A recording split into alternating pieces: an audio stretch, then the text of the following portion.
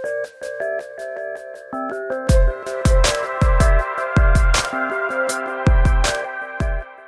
everyone, my name is Pi. I am one of the partners of Lynn & Jirsa Photography, as well as the managing editor for SLRlounge.com. Now, we wanted to go about creating a video training series specifically for Lynn & Jirsa and SLR Lounge staff on doing multi-camera video shoots.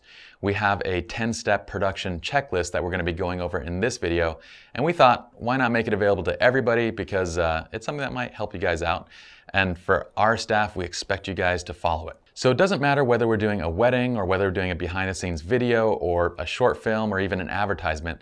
Anytime we're using multiple cameras, we're going to be following the same set of procedures. Now, each camera that's used on a shoot is going to look like the following. And really the only thing worth noting is that every single camera is going to have its own mic attached to the hot shoe. That way we get clean audio from every single camera basically. And this is important for the syncing process that we're going to show you guys when we get into post-production.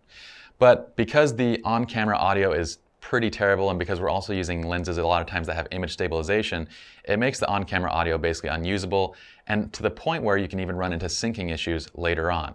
So making sure that every single camera has its own mic is important. Now, step number one on our workflow checklist is to make sure that your frame rate and shooting mode is identical on all cameras. Now, there are exceptions to this. For example, if you're doing slow-mo on one camera, then it is going to vary. But for the most part, choose the frame rate that's going to best fit the look that you're going for. For our studio, we're using always 24p because it has that nice cinematic quality to it, with the exception of when we need to use, say, 30 or 60 frames for, say, slow motion, or 30 frames for kind of a smoother type of video. But for the most part, 24 frames is what we shoot on. Now, whether you shoot all I or IPB, that's kind of up to you guys. We've done quite a bit of testing on this, and I don't know every bit of details when it comes to the technical side of how these codecs are recorded. But from what I've done and from our own testing, I really can't tell a difference between the two. So we use IPB because it has a better compression rate. It's a lot smaller. All A is supposed to capture more information in that shot or in your video, but I really can't tell the difference, so it doesn't matter. I'm going to go with the smaller files. Item number two on our workflow checklist is to make sure that we're using optimal shutter speeds as well as syncing shutter speeds across all the different cameras. Now, shutter speed in video does something completely different than when you're shooting stills. In video, shutter speed is going to basically control the jitter in the motion. Okay, so for example, the slower the shutter speed, basically the more smooth the motion is in whatever movement in frame.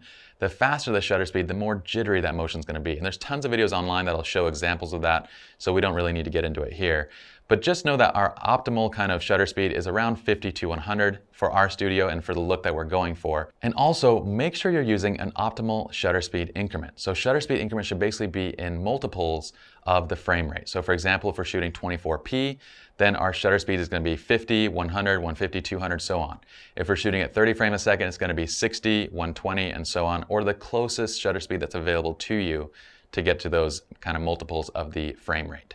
Now, due to exposure and maybe not having the right filters for our lenses, there might be situations where you just can't match shutter speeds across all the cameras. Or maybe you're going for different looks on certain cameras and so you don't want to match the shutter speed. But for all of our shoots, we want to do our best to match up that shutter speed. That way we have a uniform look to that motion in each camera. Item number three on our production checklist is to match the overall exposures between all of the cameras. Now, the goal here is that when we bring it into post-production, every single camera looks uniform in exposure. It makes it that much easier to color grade and do whatever we need to in post. But we want to match that look. Now, there are situations where for creative purposes, you may not want to match the exposure, where if you want a certain camera to be underexposed, but that's really more for storytelling and kind of filmmaking. For most of our shoots, we're going to match all the exposures across each camera. Item number four on our production checklist is related to exposure, and it's to make sure that you use the histogram to be able to check the highlights and the shadow detail. Want to make sure that you're using the histogram as opposed to just using the viewfinder or using your LCD, because the LCD might be on different brightness levels and you won't be able to tell exactly when you're blowing out your highlights or where you're clipping your shadows. So use the histogram and make sure that basically we're exposing to the right where we don't have any highlights blown out, but we also have encompassed most of our shadows. Number five on our production checklist is to make sure every DSLR is using identical picture styles and color adjustment settings.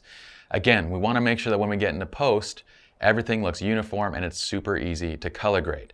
Okay, now there might be certain situations for you out there when you're doing creative shoots, if you're doing storytelling, filmmaking, where you might want different picture styles for different scenes on different cameras and so on. That's up to you, and that's kind of a creative option, but for most of our shoots, we're gonna match up everything so that we have that color consistency. All right, number 6 on our production checklist is to make sure that you're using identical white balances. Again, the same thing applies when we talk about picture style. We want everything to look identical, with the exception of when you're doing storytelling and you want certain cameras to have a different look and feel. But for all of our shoots, make sure every single camera has the exact same white balance dialed in. Now, number 7 is a big one when it comes to production value, guys, and that's regarding audio. We want to make sure that we're recording the cleanest audio possible. And it's interesting because you'll note that in Hollywood production and films, you'll go and you'll sit down and you'll watch them, and regardless of what video camera they're using to pull off certain effects, they might be using, say, a really crappy lo-fi camera for certain looks. They might be using, like, say, a super fast-moving action camera for those action scenes. But regardless of this, they're always using super high quality audio. The audio production is amazing. This is because as a viewer, it's much easier to accept the video than it is the audio. Bad audio basically pulls us out of whatever we're watching and becomes distracting. There might be certain situations where they're using lower quality audio for certain effects, but in most cases, the audio production is fantastic. So for our shoots, that was a long story, guys. So number 7 is to set manual audio levels on all devices. That means on your DSLRs, do not use automatic volume adjustment modes. Basically, in these automatic modes, what's going to happen is when it's quiet, the camera is going to adjust up the audio gain, and then once you start talking and once it gets loud, it's going to start clipping out audio and it's going to adjust back down. And the same thing when it goes, if you're in a loud scene, the camera is going to bring the audio gain down. So we want to set it manual, that way we have consistent audio levels throughout our entire recording. Okay, same thing with external audio devices. For every one of our shoots, you guys are going to be using an external audio device, as the one I have in my hand right here. This is a Zoom H4n. This is our primary audio for our scene. So after I set up the DSLRs, set the audio to manual and adjusted this levels so that it's basically loud enough but not clipping. Then I go and adjust my primary audio on my Zoom H4n, get it all set up, and do the exact same thing. Now, regarding audio levels, you basically want your audio to be peaking between -12 and -6. Any higher than that, and you kind of run the risk of basically certain loud things in the scene, whether it's a pop or a hiss or whatever it is going to clip out the audio, and you'll get that kind of nasty static sound. If you go too quiet on the other side, then you're going to have to bump up levels, and you could get kind of noise and stuff like that added as you bump up the levels in post. So between -12 and -6 is where we want to stay for the audio levels. All right, so in short, number 7 is to make sure that you have dialed in manual audio gain for every single device, and check it to make sure that your audio levels are loud enough, but not to the point where they're clipping. Item number 8 on our production checklist is a fairly obvious one, but it's really important because it happens all the time regardless. It's to check your media and your batteries prior to starting your shoot. Nothing's worse than basically recording halfway through a shoot and realizing 10 minutes ago that one of the cameras either shut off or you filled up one of your memory cards and it's no longer recording, and we have to basically go back and re-record the entire thing again. So again, make sure that your batteries and your media is set, basically you have enough space for the respective scene that you're shooting. Number 9 on our production list is just before recording, you want to give your entire scene a once-over, give your models and wardrobe a once-over, and make sure that everybody and everything looks good in your frame.